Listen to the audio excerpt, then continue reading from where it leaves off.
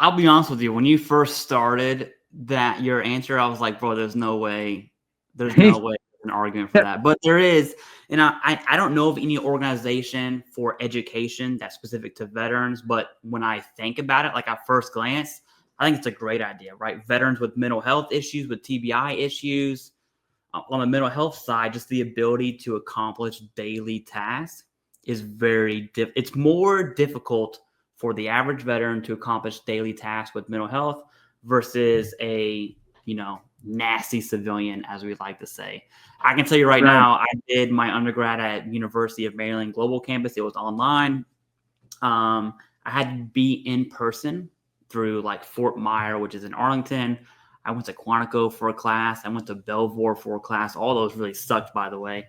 But that's like the well-established schools for veterans. I do think veterans have some responsibility in not being scammed, right? Any degree that's like, hey, get your PhD in 9 months. It's like, bro, come on.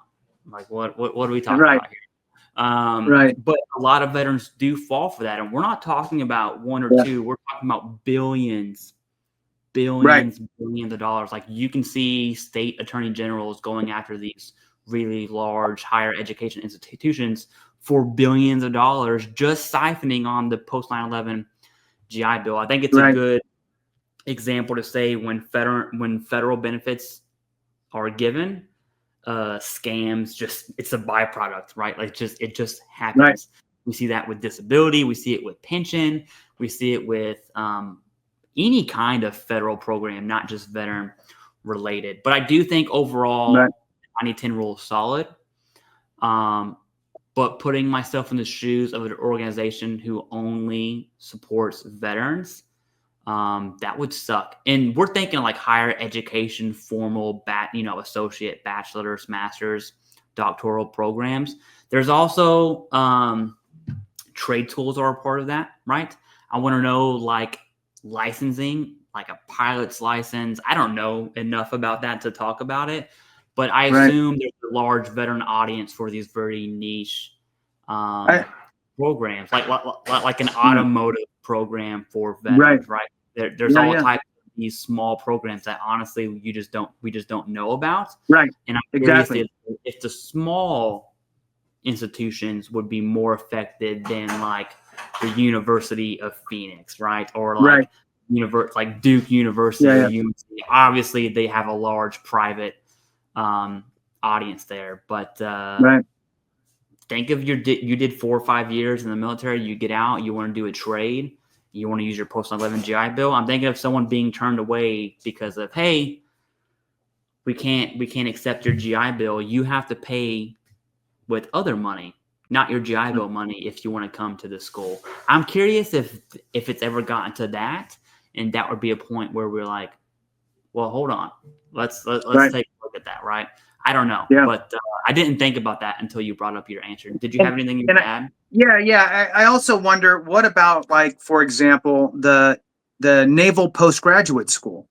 So the Naval Postgraduate School, I mean, all of a sudden they need to, now granted, civilians go there because they'll send civilians there too, for if it's bettering the military, but are all these places impacted? So it's interesting.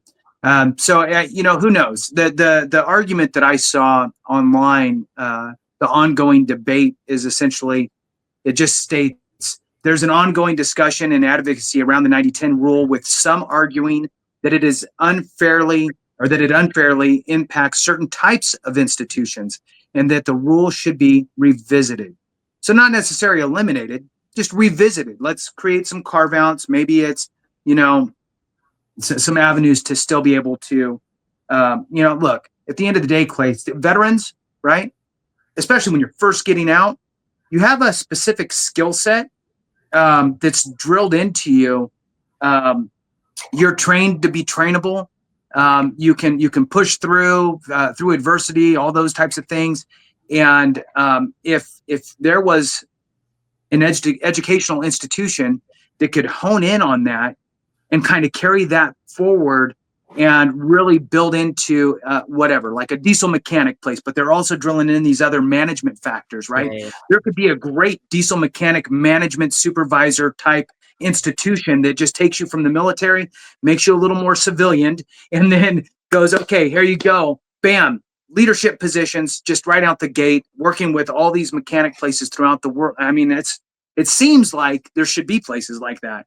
And if they're impacted, that sucks. Back to you.